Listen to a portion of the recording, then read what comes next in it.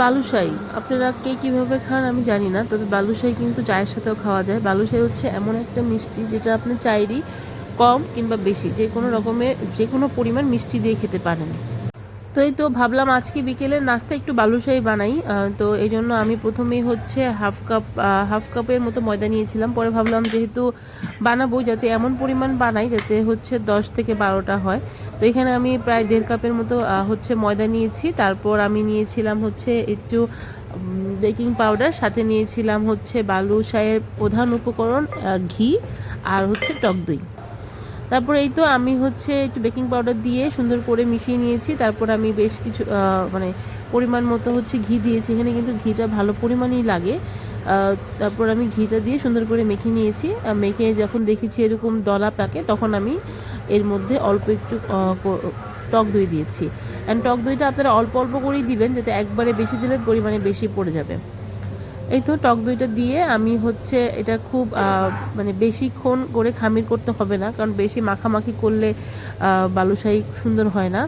বালুশাহী একটু মানে কম ময়ান করতে হয়।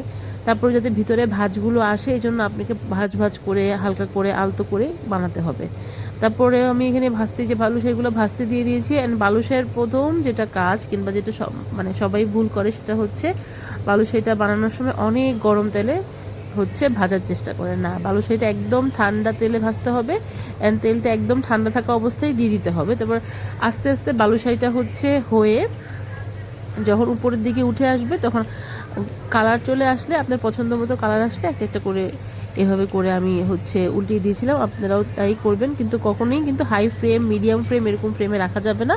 চুলার আঁচ একদম লো ফ্লেমে রাখতে হবে সবসময়। এই তো আমি যে বালুশাহী এখানে ভেজে নিচ্ছিলাম, পাশেই কিন্তু আমি হচ্ছে আমার শিরাটা রেডি করে নিয়েছি। 1 কাপ চিনি আর 2 কাপ পানি দিয়ে আমি সেটা রেডি করে নিয়েছিলাম। এবং শিরাটাও আগে থেকে রেডি করে রাখতে হবে, কারণ শিরাটা খুব বেশি গরম শিরার মধ্যে বালুশাহী দেওয়া যাবে না।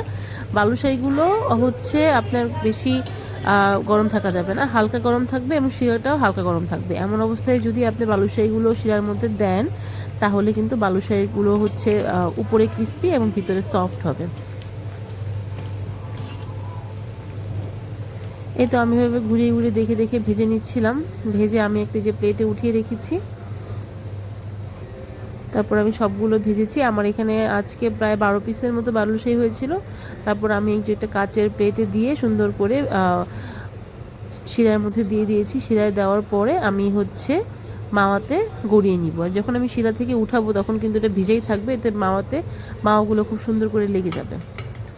যেহেতু মাওয়া বাসায় রেডি ছিল না, তো আমি হচ্ছে গুঁড়ো দুধ আর হচ্ছে ঘি দিয়ে একটু ইনস্ট্যান্ট মাওয়া বানিয়ে নিয়েছি। এই তো বালুশাহী রেডি। খেতে কিন্তু খুব ভালো হয়েছিল অ্যান্ড খুব সুন্দর ঘিয়ের স্মেল আসছিল। আপনারাও ট্রাই করে দেখবেন।